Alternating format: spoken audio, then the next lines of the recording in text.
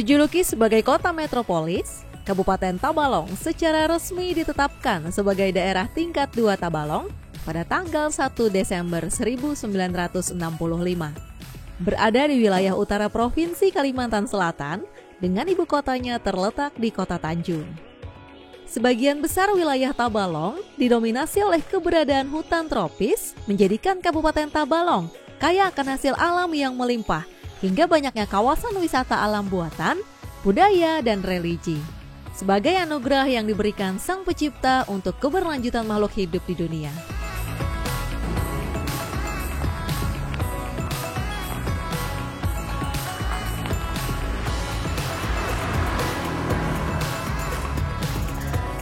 Halo, kayak paha berbuhan pian. Nah, selain di Kabupaten Tabalong ini yang kaya dengan wisata alamnya, di sini juga kaya dengan wisata buatan. Salah satunya ada di Taman Sapana ini. Terletak di Desa Pematang, Kecamatan Banualawas, Kabupaten Tabalong, Provinsi Kalimantan Selatan. Taman wisata ini menghadirkan aneka satwa dan juga permainan anak. Bagaimana keseruannya? Yuk ikut perjalanan saya kali ini.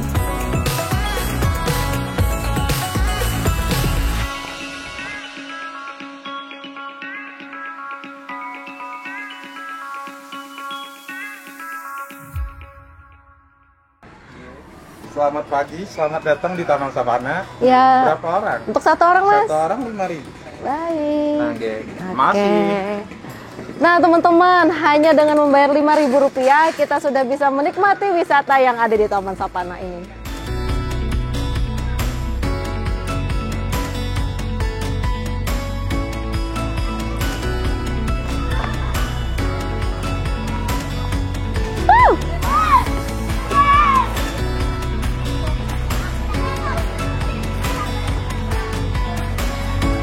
Mbak, beli umpan burungnya satu. Oke, makasih ya.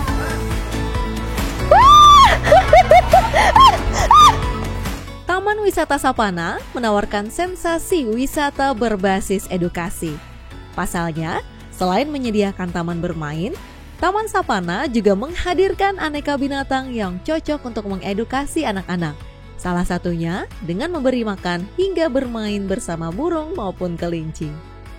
Untuk memberi makan kelinci seperti ini cukup membayar Rp5.000 untuk membeli umpan, wortel, dan kita bisa menikmati wisata dengan satwa-satwa yang ada di sini, salah satunya kelinci. Silakan makan. Pinter.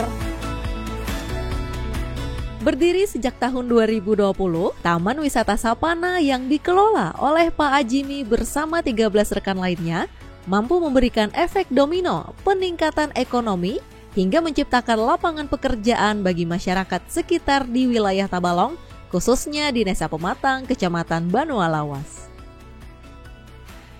Taman Sapana ini terbentuk di tahun 2020, sekitar bulan September. Itu terbentuknya setelah ada beberapa wisata sebelumnya di Desa Pematang ini. Sebelumnya itu ada wisata Kampung Durian Runtuh, kemudian ada wisata Taman Bunga Koska. Setelah itulah kita dapat ide untuk pengembangan yang lebih lanjutnya lagi. Jadi setelah rame beberapa wisata sebelumnya, kita bikin wisata ini alhamdulillah ikut kecipratan, artinya efek domino dari beberapa wisata sebelumnya.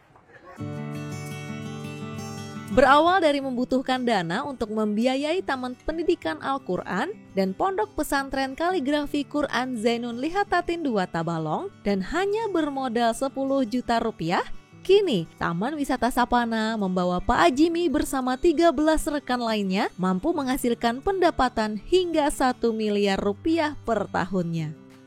Untuk harapannya ke depan, terutama bagi kami ya, harapannya kami pengen Sapana ini bukan hanya wisata lokal, tapi nanti arahnya ke wisata nasional.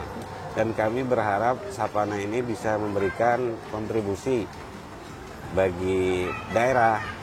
Istilahnya masyarakat itu terbantu dengan ada Sapana ini, daerah pun juga bisa merasakan efek dari keberadaan wisata Sapana ini. Untuk wahana sendiri, harapannya memang akan kami kembangkan ke berbagai wisata, berbagai wahana yang sebelumnya belum ada di Kalimantan. Itu harapan kita. Kemudian kepada pemerintah daerah, kami sebenarnya punya harapan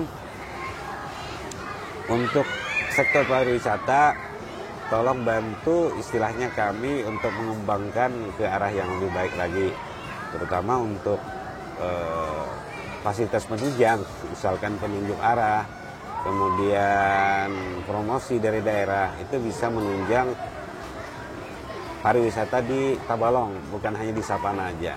Itu harapan.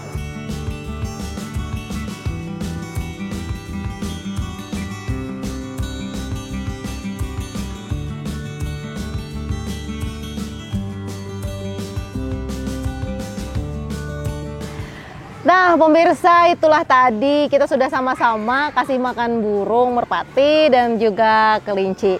Setelah kita seharian lelah, kita bisa datang ke sini untuk merefresh otak setelah padatnya pekerjaan sehari-hari. Nah, Taman Wisata Sapana ini juga bisa menjadi pilihan bagi Anda dan keluarga untuk berlibur sambil menikmati wahana-wahana yang ada di sini seperti memberi makan hewan.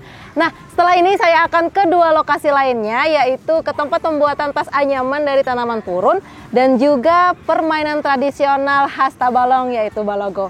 Yuk ikuti perjalanan saya berikutnya.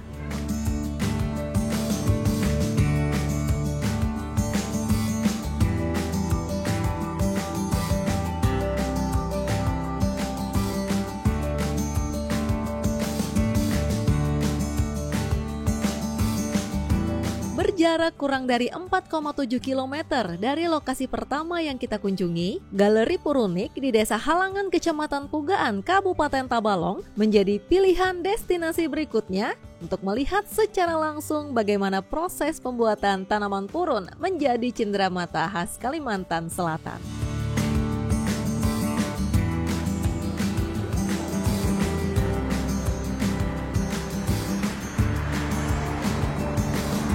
Assalamualaikum, permisi. Ya, waalaikumsalam. Ya, Dengan salam siapa? kenal Mbak. Salam Saya kenal. dengan Reski, dengan Mbak siapa? Dengan Mbak Muji ini. Mbak Muji. Saya kesini mau lihat-lihat kerajinan purun yang ada di sini. Sekalian mau tanya-tanya sama Mbaknya. Boleh. Kalau gitu kita sambil duduk aja di sini, ayo. Oke. Ayo.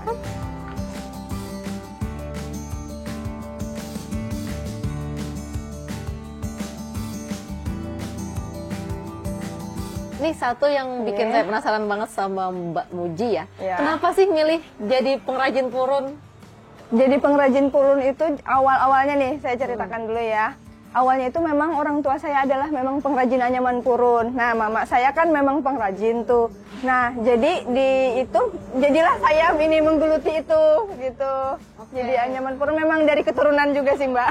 Iya, jadi dari orang tua purunnya diturunkan ke Ke anaknya. anaknya, ya ke anak-anaknya ini. Iya. Kalau dari Mbak Muji sendiri berapa lama sudah bergelut di ini kerajinan Di purun? kerajinan ini. Kerajinan purun ini itu awal-awal saya coba itu di tahun 2017, Mbak. Nah, di tahun 2017 itu niatnya bukan mau jadi pengrajin.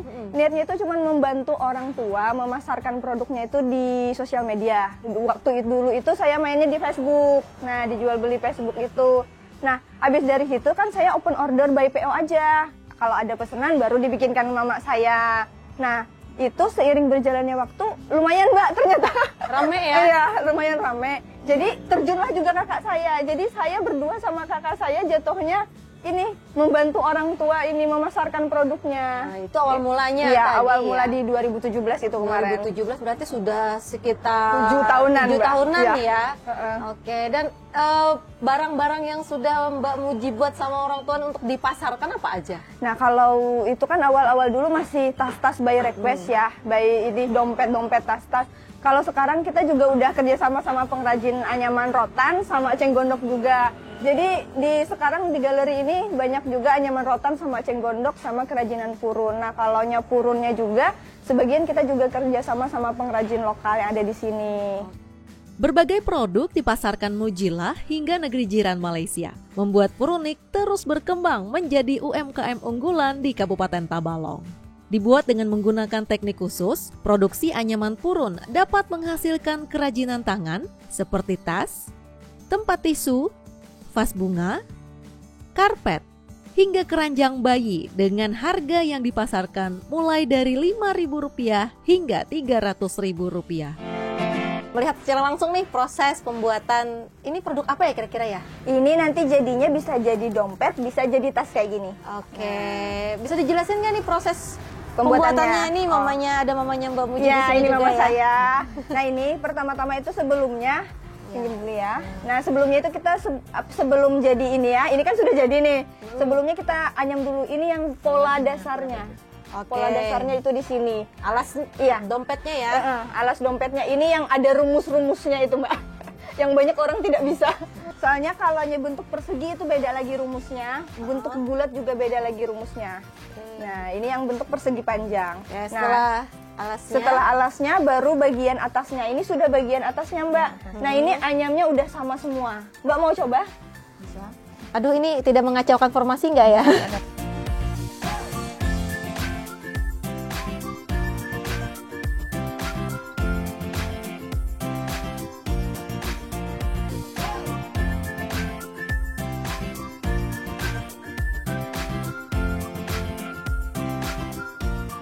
Perkembangan UKM Purun di Kabupaten Tabalong juga turut didukung oleh pemerintah setempat melalui Dinas Koperasi, Usaha Kecil Mikro, Perindustrian, Perdagangan Kabupaten Tabalong. Kepala Dinas Koperasi UKM Perindak Kabupaten Tabalong, Syamani menyebut dukungan yang diberikan oleh pemerintah berupa pembinaan seperti memberikan fasilitas, mengadakan pelatihan, hingga tahapan promosi, pemasaran, dan permodalan.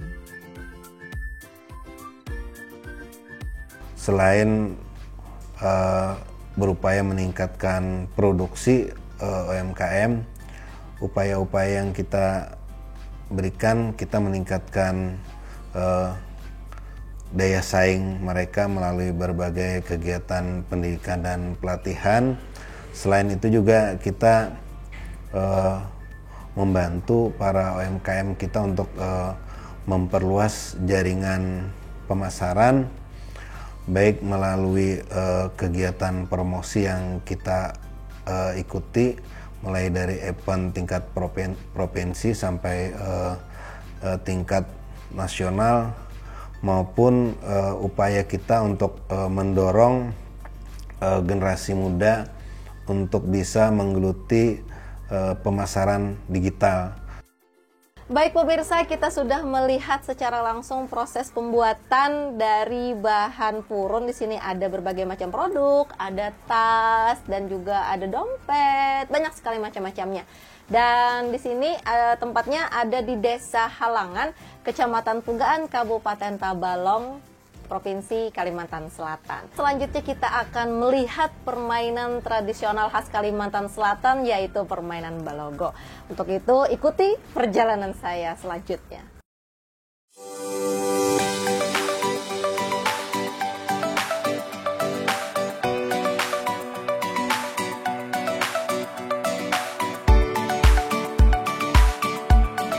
Balogo atau balogo adalah sebuah permainan tradisional khas Kalimantan Selatan.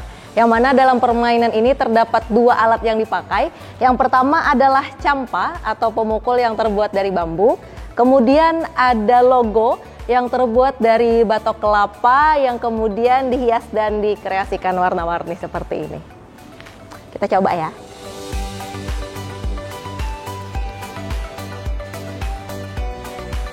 Yeay! Nice. Bagi masyarakat di Kabupaten Tabalong, campa merupakan senjata tradisional yang hingga kini masih dilestarikan. Seiring dengan perkembangan zaman, campa kemudian dikreasikan dalam permainan balogo, yang diartikan dengan bermain menggunakan alat logo. Untuk ukuran campa sendiri, memiliki panjang kurang lebih 60 cm dengan lebar 2 cm. Memiliki fungsi untuk mendorong logo agar bisa meluncur dan merobohkan logo pihak lawan atau pion yang sudah dipasang. Permainan balogo diperkirakan sudah ada sejak tahun 1950-an.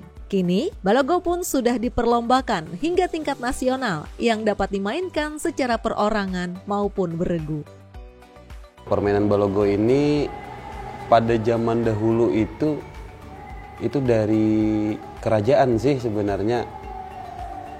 Dari kerajaan ini dulunya itu seorang raja melihat satu tempurung atau batok kelapa, lalu memerintah kepada pengawal itu, nih bikin permainan. Nah, bikin permainan bahwasanya kalaunya kalah nanti dapat hukuman. Nah, itu mungkin beberapa versi sih untuk kisah-kisah cerita asal muasal Balogo ini. Dan permainan tradisional ini juga pada zaman dahulu itu untuk anak-anak saja, antar kampung ke kampung, desa ke desa. Jadi bukan perlombaan. Dan perlombaan itu sendiri untuk Balogo ini terjadi itu kisaran tahun 2018.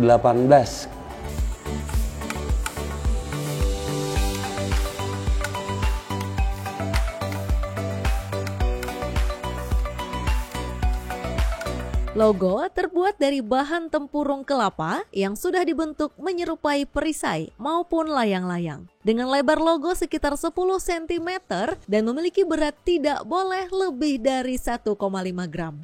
Setelah dibentuk menyerupai layang-layang, tempurung yang sudah diberi oli agar tidak pecah, kemudian diratakan dan dipanaskan di atas kompor gas menggunakan alat pres.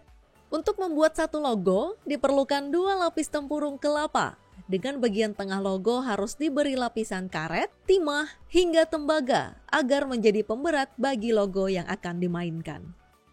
Setelah rata dan disatukan, tempurung yang sudah didinginkan selanjutnya diperhalus dengan cara digosok menggunakan amplas.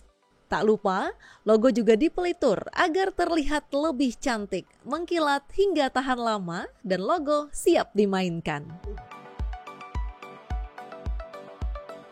Ditetapkan menjadi salah satu warisan budaya tak benda milik Indonesia sejak tahun 2017, permainan tradisional Balogo yang ada di Kabupaten Tabalong, Provinsi Kalimantan Selatan memiliki nilai tersendiri dalam menanamkan jiwa kejujuran, tidak bersikap egois, meningkatkan kerjasama, hingga menghasilkan musyawarah mufakat dalam menyelesaikan persoalan.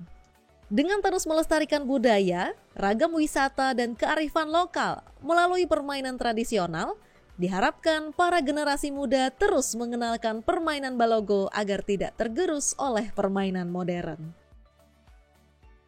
Terima kasih sudah mengikuti perjalanan saya di Kabupaten Tabalong. Gimana? Seru bukan?